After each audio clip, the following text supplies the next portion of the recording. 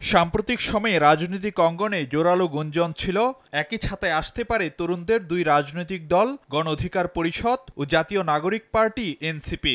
যে দল দুটির শীর্ষ নেতারা 2018 সালের কোটা সংস্কার আন্দোলন থেকে শুরু করে বিভিন্ন রাজনৈতিক ইস্যুতে লড়েছিলেন একই প্ল্যাটফর্মে একই সঙ্গে।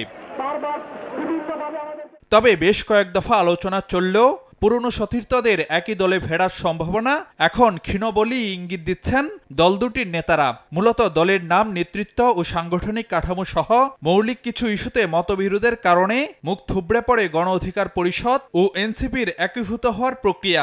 এনসিপির কয়েকজন নেতৃবৃন্দের বক্তব্যের কারণে এখন এটা থমকে গেছে।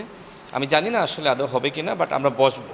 তাদের কয়েকজন নেতৃবৃন্দ তারা যে হীনমন্যতার মধ্যে রয়েছে, মূলত নিজেদের নেতাগিরি টিকিয়ে রাখার জন্য তারা মনে করছে যে এই দুটা দল এক হয়ে গেলে নেতৃত্বের সুষম বন্টন হবে। এই হীনমন্যতার জায়গা থেকে এনসিপির কয়েকজন নেতৃবৃন্দ তারা এখন এই একটা ইতিবাচক প্রক্রিয়া, এটাকে তারা ধ্বংস করার জন্য নানান ধরনের নেতিবাচক মন্তব্য তারা দিচ্ছে। এমনকি গণমাধ্যমের সামনে গণ অধিকার পরিষদকে নিয়ে নানান ধরনের নিষেধাজ্ঞা করেছে। তারা বলেছে যে গণ অধিকার পরিষদ নাকি এনসিপিতে যুক্ত হতে চায়, জয়েন করতে চায়। আমাদের অনেক সিনিয়র নেতা তারা নাকি এনসিপিতে যুক্ত হওয়ার জন্য যোগাযোগ করছে। এই যে মিথ্যাচার করে গণ অধিকার পরিষদকে নিয়ে নানান ধরনের মন্তব্য করা, এটা আমাদের কাছে অত্যন্ত খারাপ লেগেছে।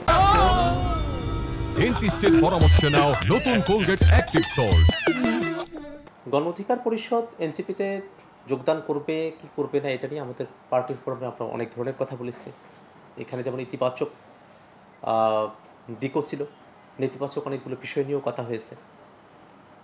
কিন্তু এটা যেহেতু একটা প্রাথমিক আলোচনার পর্যায়ে এবং আমরা যেহেতু এখনও পর্যন্ত কোনো চূড়ান্ত সিদ্ধান্তে উপনীত হইনি, সে কারণে এখনও পর্যন্ত এ বিষয়ে বিস্তারিত মন্তব্য করার সুযোগ তৈরি হয়নি।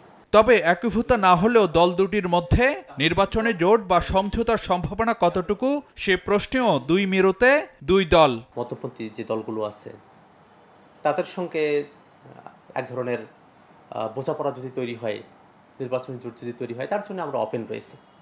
সেক্ষেত্রে সেটা গণ অধিকার পরিষদ হতে পারে, অন্য যে দলগুলো রয়েছে সেগুলো সেটা হতে পারে। এনসিপির সাথে আমরা কোনোভাবেই নির্বাচনী জোট করব না এবং সেই সম্ভাবনা জিরো। এনসিপি এত বড় দল না যে তার সাথে জোটে গিয়ে আমি ক্ষমতার অংশীদার হতে পারবো। কিন্তু এনসিপির মধ্যে যে ধরনের এক ধরনের হীনমন্যতা কয়েকজন নেতার মধ্যে, এই কারণে এই সম্ভাবনা আসলে সৃষ্টি হচ্ছে না। তাদের সাথে নির্বাচনী জোট করার কোনো সম্ভাবনা নাই। বাট তারা যদি এখনও আন্তরিক থাকে যে তারা আমাদের সাথে এসে আমরা উভয় মিলে আমরা একটি বড় দল হব, সেক্ষেত্রে আমরা অত্যন্ত ইতিবাচক এবং আন্তরিক। বাট তাদের সাথে কোনো নির্বাচনী জোট আমাদের হবে না। প্রতিষ্ঠার 3 বছর পর গত বছরের সেপ্টেম্বরে নির্বাচন কমিশনের নিবন্ধন পায় গণ অধিকার পরিষদ, আর ফেব্রুয়ারিতে আত্মপ্রকাশ হওয়া এনসিপি এখন নিবন্ধন ও প্রতীকের অপেক্ষায়। ফারুক ভূঁইয়া, রবিন, সময় সংবাদ, ঢাকা।